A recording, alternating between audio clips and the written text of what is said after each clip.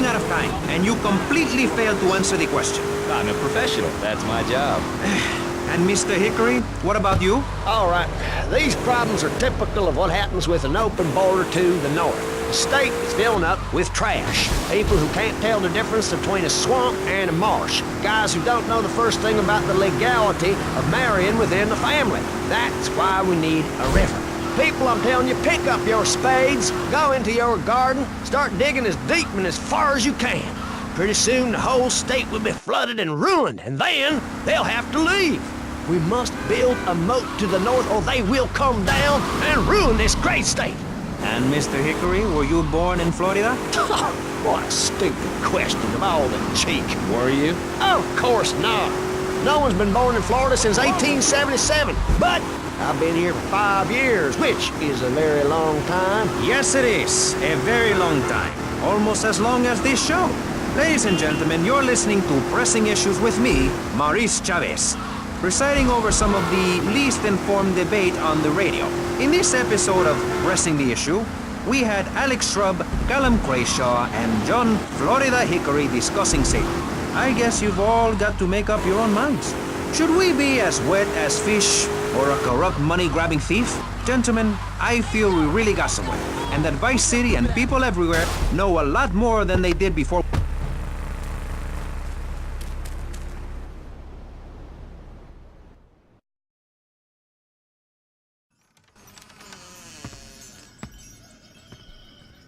Oh, sorry, I must have the wrong address. Well, you might as well come in and rest your souls and have some tea. Do you have something there for me, Tommy? Yeah. This place feels familiar to me. It's a smell from childhood, a deja vu. Now, Tommy, I'm going to whisper a little errand for you. Hear me well, aye? You look like someone I... Them have fast boats they use to cross the seas with drugs. It is their livelihood. Me nephew been making little flying bombs to take them out. Blow the boats to coffin wood.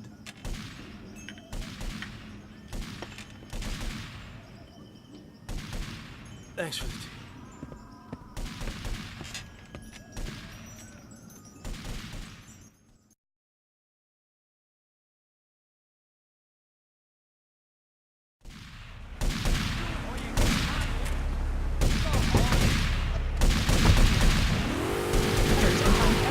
Terribly interesting.